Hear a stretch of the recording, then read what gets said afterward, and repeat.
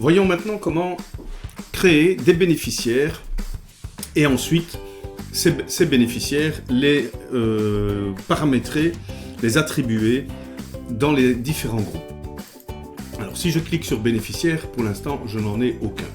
Je vais aller dans mes groupes, voilà. Je vais dans mon groupe principal si je décide de créer mes bénéficiaires au niveau du groupe principal. Je vais dans les bénéficiaires et simplement, donc dans l'onglet groupe bénéficiaires, je vais ajouter un premier bénéficiaire que je vais appeler Caroline Dulieu. Voilà. Je peux lui donner un pseudo. Voilà. Une date de naissance. Voilà. Je peux y accrocher une photo, une date d'entrée. Voilà. Une date de sortie au moment où le bénéficiaire quitte. Je peux encoder une adresse, le nom d'un mandant ou le titre d'un service. Je peux indiquer si l'accompagnement se fait intramuros ou non. Je peux encoder un numéro de matricule. Et puis je peux ajouter ici toute une série d'informations qui vont permettre de faire la fiche signalétique et de compléter la fiche signalétique du bénéficiaire.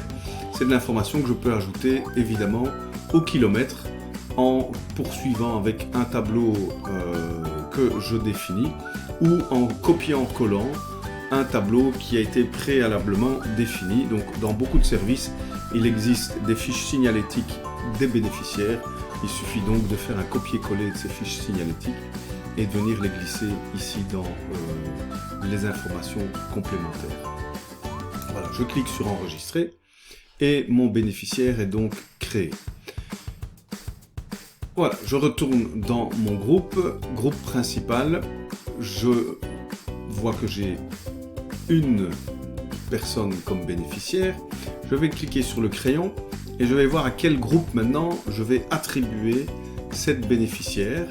Je vais lui attribuer le groupe éduc parce que le groupe qui va travailler avec les bénéficiaires, c'est le groupe éduc. Et j'enregistre. Et donc j'ai une bénéficiaire qui est attribuée au groupe éduc. Et je vois par ce petit signal que cet élément est disponible pour au moins un sous-groupe.